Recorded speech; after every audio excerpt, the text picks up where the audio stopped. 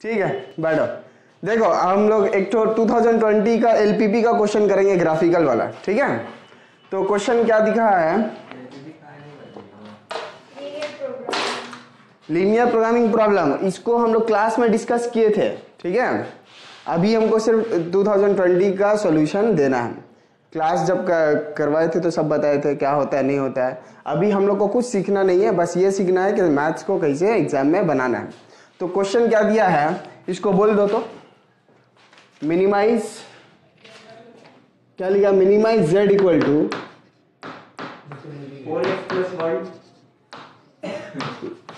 4x plus y, उसके बाद subject to constant जो दिया है। अच्छा एक काम करो, क्वेश्चन तो तुम लोग का बुक में लिखा ही रहेगा, मतलब क्वेश्चन बुकलेट में लिखा ही रहेगा।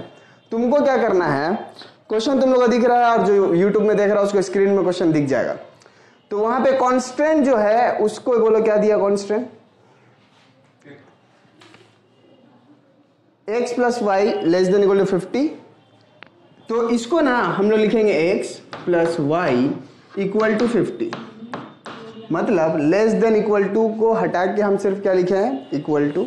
और इसको हम देखो तो अगर 50 से डिवाइड कर दें तो क्या आएगा? x by 50 plus y by 50 equal to 50 by 50 means 1। तो अब तुमको याद आ रहा होगा कि ये स्ट्रेट लाइन का इक्वेशन है। किस फॉर्म में? Intercept form. क्लास 11 में पढ़ाए थे हम लोग, और यहाँ पे भी इसका ग्राफ बनाना सिखा देंगे एक बार में, कोई दिक्कत नहीं। दूसरा कांस्टेंट क्या दिया है? 3x plus y less then 90 है, लेस देन इक्वल टू है, लेस देन इक्वल टू 90 है, लेकिन हम क्या बोले हैं इसको हम लोग इक्वल टू देके लिखेंगे। उसके बाद फिर 90 से डिवाइड करो सबको, तो 3/90 कट के क्या आ जाएगा? x by 30 plus y by 90 equal to 1। तो ये दोनों ना क्या हुआ? स्ट्रेट लाइन का इक्वेशन हो गया। ठीक है, इसका हम लोग को बनाना होगा ग्राफ। ग्राफ बनाने के लिए क्वेश्चन पेपर में साफ साफ लिखा रहता है कि graph sheet is not required, मतलब ग्राफ पेपर तुमको नहीं मिलेगा, तुमको नॉर्मल कॉपी में ही पेंसिल और स्केल से ग्राफ इसका बनाना है। तो इसका ग्राफ बनाएंगे और इसका ग्राफ बनाएंगे, और उसके बाद जो मैक्सिमम या मिनिमम वैल्यू निकालना है ना उसको निकालेंगे। कैसे करना है सुनो, पहले दो कांस्टेंट दिए, तुम लोग उसको इक्वल टू देके लिखे, उसके बाद तुम इंटरसेप्ट फॉर्म में इक्वेशन ले आए, x by this y by this equal to 1 और x by this y by this equal to 1। अब इसको हमको क्या करना है सुनो, तुम पेंसिल और स्केल का यूज करके इस तरह से एक ठो लाइन खींचोगे जिसको हम लोग बोलेंगे x एक्सिस।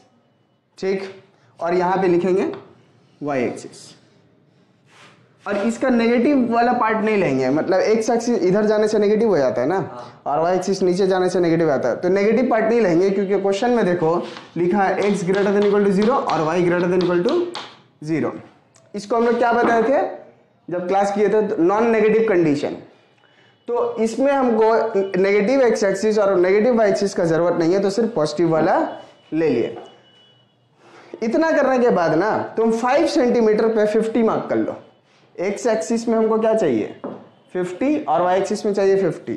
तो यहाँ पे तुम स्केल रख के 5 सेंटीमीटर में 50 मार्क करोगे तो ये पॉइंट होएगा 50,0। तुम लोग को पता है ना x एक्सिस में एब्सिसा होता है और ऑर्डिनेट क्या होता है? 0। तो उसी तरह से y एक्सिस में भी हम लोग क्या कर लेंगे? 0,50। पहले इस लाइन का बात किया, फिर स्केल से इन दोनों लाइन को ज्वाइन करेंगे 5 सेंटीमीटर ये भी और 5 सेंटीमीटर ये भी। यहाँ 30 है तो 3 सेंटीमीटर में कर लो। 3 सेंटीमीटर में क्या कर लो? यहाँ पे 30,0 और ये क्या होगा? 0,90। तो कहाँ जाएंगे? 9 सेंटीमीटर में। तो उसके लिए हम लोग को ऊपर जाना पड़ेगा, तो हम इसको अभी रब कर देते। आप लोग को कॉपी कर लीजिएगा, और जो वीडियो में देख रहा है वो पॉज करके उतार लेगा। इसको कॉपी कर लो, अभी हम इसको हटाएंगे ताकि 90 सेंटीमीटर तक जा सके। ठीक है, एलपीपी का क्वेश्चन एकदम आसान आता है, 5 मार्क्स एकदम आराम से मिल जाएगा, लेकिन ये ग्राफ बनाते वक्त तुमको पेंसिल और स्केल का यूज करना याद रहे। वाह, इसी रफली बना लो। जो पेंसिल स्केल नहीं लाया उसको अभी रफली बना लो, इसी तरह से जैसे हम बोर्ड में बना रहे हाथ से।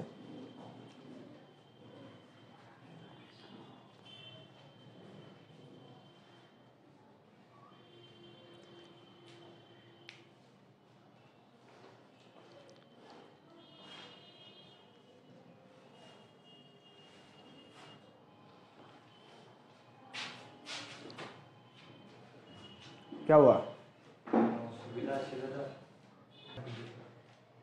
सब कटेगा। उतार लिए दोनों इक्वेशन। तो जाए अब हम लोग 90 तक। अच्छा, जिसको ये सब बनाने में थोड़ा सा दिक्कत हो रहा ना ग्राफ, उसको क्लास 11 का लीनियर इन इक्वेशन पढ़ने की जरूरत है।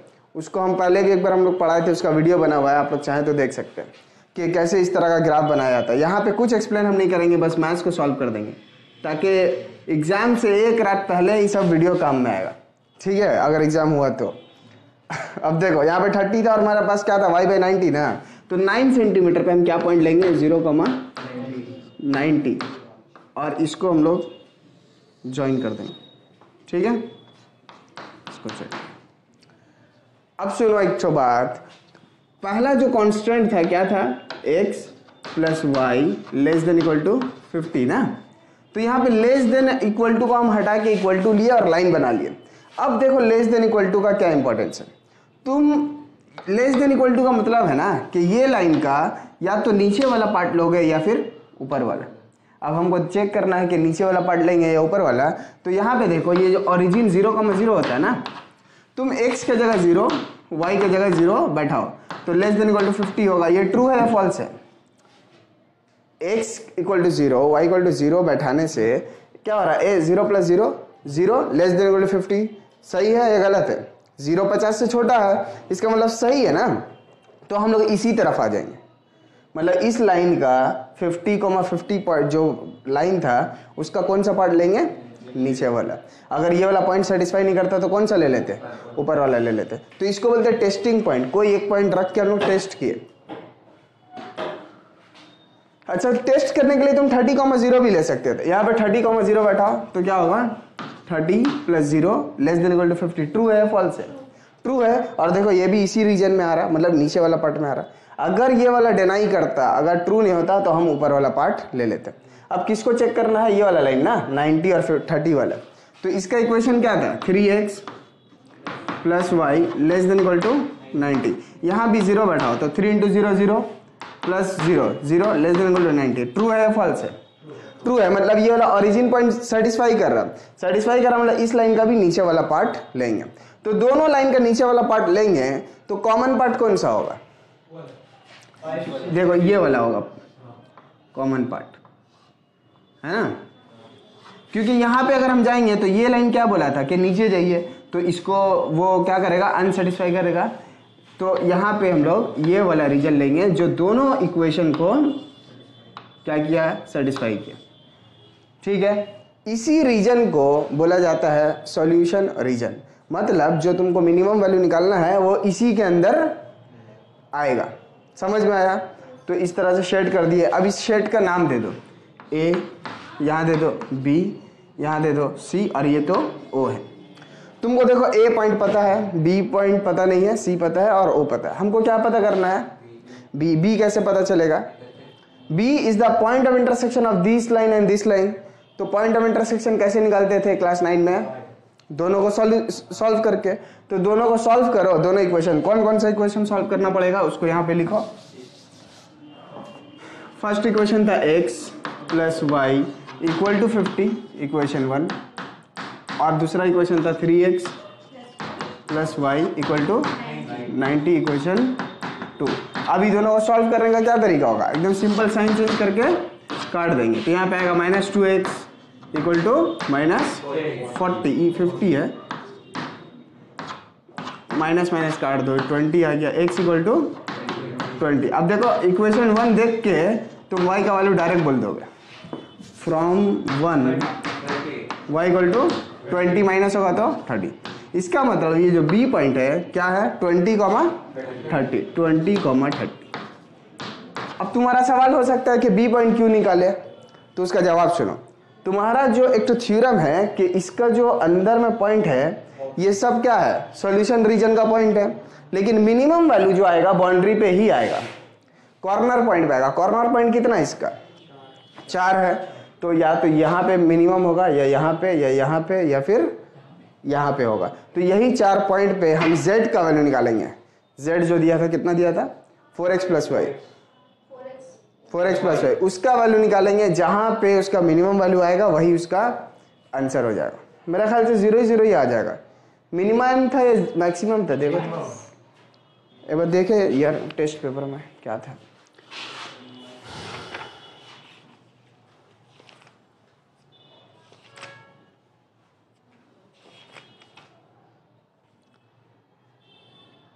मिनिमम वैल्यू हम थोड़ा सा भूल लग रहा, क्योंकि मिनिमम तो 0 ही आ जाएगा, मैक्सिमम होना चाहिए। एक बार बुक में देखते, ठीक है, बुक में ऐसा क्वेश्चन है।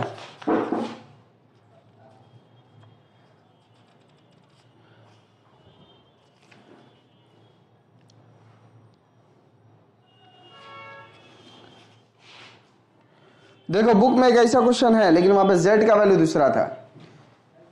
क्वेश्चन अगर देखना तुम लोग को तो देखो 4 मार्क्स का 8 का 2, वहां पे देखो x प्लस वाई को लेस देन इक्वल टू 50 दिया है, 3x plus y less than equal to 90 है, लेकिन z का वैल्यू 60x प्लस 15y, और यहाँ मैक्सिमम वैल्यू निकालना है।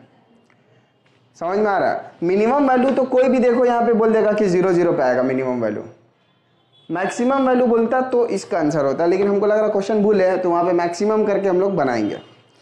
इसी सेम क्वेश्चन तो मिला है, उसमें हम दिखा दिया आप लोग को बुक में। हाँ चलो ये बात अच्छा बोले, मिनिमम और मैक्सिमम दोनों निकाल लेंगे, लेकिन बोर्ड का क्वेश्चन में भूल हुआ, भूल तो हो ही सकता है। मिनिमम कोई बच्चा वाला सवाल लग रहा है, मिनिमम वैल्यू 0 ही हो जाएगा।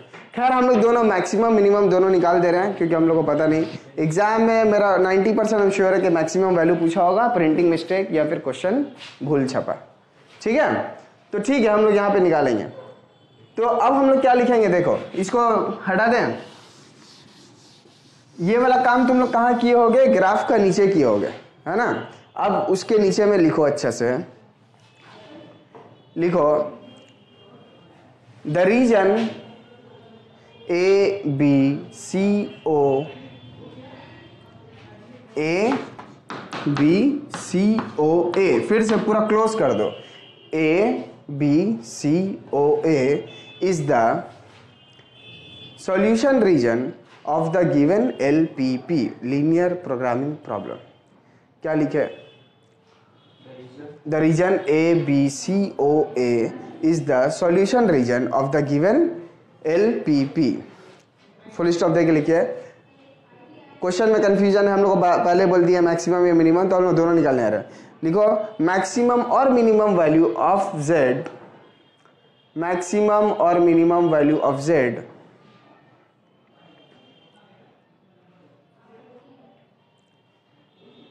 will be obtained, maximum or minimum value of z will be obtained at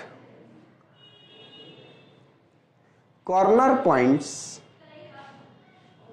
at corner points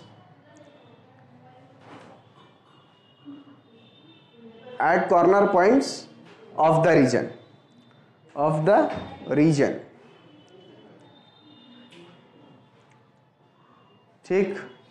अब हम लोग हर कॉर्नर पॉइंट पे z का वैल्यू निकालेंगे, देखेंगे कहाँ मैक्सिमम और कहाँ मिनिमम हो रहा है। ठीक है, एक चीज समझ लो यहाँ पे कि तुमको जो क्वेश्चन दिया है उसका आंसर बहुत सारा होगा, और बहुत सारा होगा इसका मतलब क्या, अंदर में जितना सारा पॉइंट है सब उसका क्या है, सॉल्यूशन है। लेकिन उसमें से ऑप्टिमल सॉल्यूशन का मतलब क्या होता है कि जो मेरा z को मैक्सिमाइज या मिनिमाइज कर देगा। तो उसके लिए क्या थ्योरम बताएं कि आपको कॉर्नर पॉइंट पे ही z का वैल्यू निकालना है और कहीं नहीं।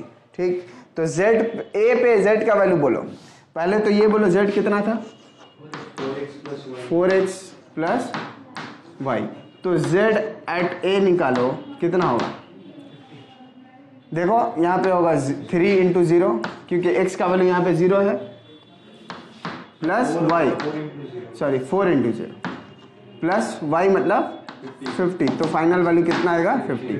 z एट b निकालो तो होगा 4 इंटू 20 प्लस 30 कितना हो जाएगा 80 और 110। z एट c निकालो 3 इंटू, फिर से यार काहे गलती हो रहा है, 120 ना, और z एट o निकाल लो तो ये तो 0 होगा, 0 0 बैठाएंगे। अब यहाँ पे देखो z का वैल्यू आया 50, 110 और 120 और 0, तो इन सब में मिनिमम वैल्यू कौन सा होगा? तो 0 इसका मिनिमम वैल्यू हो जाएगा और मैक्सिमम वैल्यू 120। अच्छा, अगर पूछे कि मिनिमम वैल्यू कहाँ पे होगा तो बोलेंगे ओरिजिन, मतलब x = 0 y = 0 पे, और मैक्सिमम वैल्यू कहाँ पे होगा? तो c पे, c मतलब x = 30 y = 0 पे। तो क्वेश्चन हम लोग दोनों निकाल दे रहे हैं, क्वेश्चन में जो दिया होगा आप लोग समझ लीजिएगा। इतना लिखने के बाद लिखो, इतना कॉपी कर लिए, पहले कॉपी कर लो इसको।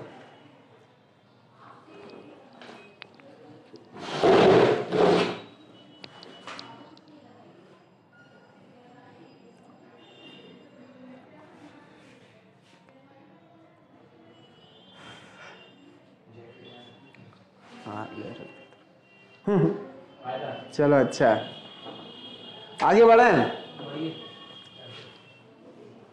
क्या लिखना है? हाँ ठीक है, लिखो लिखो maximum value of z is given by, maximum value of z is given by, इसको देखिएगा आप लोग, maximum value of z is given by x = 30, y = 0, ठीक है, and the maximum value is 120, and the maximum value is 120। और अगर minimum पूछता तो लिखेंगे minimum value of z is given by, minimum value of z is given by, बोलो क्या होगा? x = 0, y = 0 and it is of and the minimum value is 0। देखो, एक हम अभी तक ऐसा कोई क्वेश्चन नहीं बनाए हैं जहां पे 0 पे मिनिमम वैल्यू आ जाए, समझ में आया? लेकिन हमको तो पूरा हम श्योर है कि मैक्सिमम वैल्यू ही पूछा था और इसका मैक्सिमम का आंसर होगा x = 30, y = 0। तो ये क्वेश्चन था 2020 का। इसी तरह से अगर क्वेश्चन आएगा तो तुम लोग बना लोगे ना। फिर से एक बार बता दे रहे कि जो ग्राफ का काम है पेंसिल और स्केल से कीजिएगा, सेंटीमीटर का हिसाब रखिएगा ताकि ग्राफ देखने में भी खूबसूरत लगे। 50 लिए थे 5 सेंटीमीटर पे, 90 लिए 9 सेंटीमीटर पे, यानी कि 10 यूनिट को 1 सेंटीमीटर मान लिए ना, 10-10 करके गए। तो यही था इसका क्वेश्चन। और करा दे 19 का भी क्वेश्चन या रहने दे? अगला क्लास में कर लेंगे हम लोग, किसी नेक्स्ट वीडियो में कर लेंगे, ठीक है? अभी तो पंगा चला, अभी होगा, पहला हो गया।